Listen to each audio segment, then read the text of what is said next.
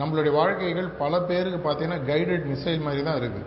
Guided மிசைல்னால் என்ன? அந்த மிசைலுக்கு program எழுதிடுறாங்க. அந்த ப்ரோக்ராம் எங்கே எழுதிருக்கோ அந்த இடத்துக்கு தான் அந்த மிசைல் போகும். மிசைலால் மாற்ற முடியாது.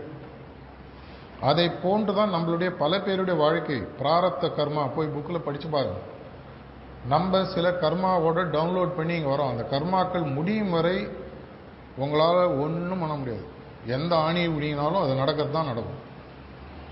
ஏன் அந்த சீட்டு 11 இருக்கிற மட்டும் தச்சான் ஏர் இண்டியா கிராஷில்? அவனுடைய பிராரப்த கர்மாலாம் அன்றைக்கி அவன் சாகக்கூடாதுன்னு இருக்குது. அந்த பில்டிங்கில் விழுவானே, கரெக்டாக அந்த இடத்துல பிளேன் ஓட்டையாவானே, எமர்ஜென்சி சீட்டு பக்கத்தில் ஓப்பன் ஆகணும், அவன் எப்படி குதிச்சான், எப்படி வந்தான், மற்ற அத்தனை பேரும் காலி. இந்த 11 மட்டும் தச்சான். அப்படின்னா அவனுடைய பிராரப்த கர்மாவில் அவனுக்கு இருந்திருக்கு. அப்படின்னா ஈவன் நம்மளுடைய லைஃப்பில் கூட பல விஷயங்கள் நடக்கும்போது இதுக்காக தான் தாஜி அடிக்கடி என்ன சொல்கிறாரு? Total acceptance, unconditional acceptance.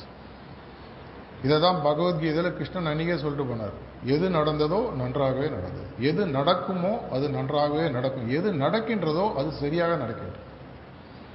இந்த அக்செப்டன்ஸ் வந்துடுச்சுன்னா நம்மளுடைய சகஜமாக இருக்க ஹார்ட்ஃபுல்னஸ் பயிற்சி மாதிரி சந்தோஷமான ஒரு விஷயம்.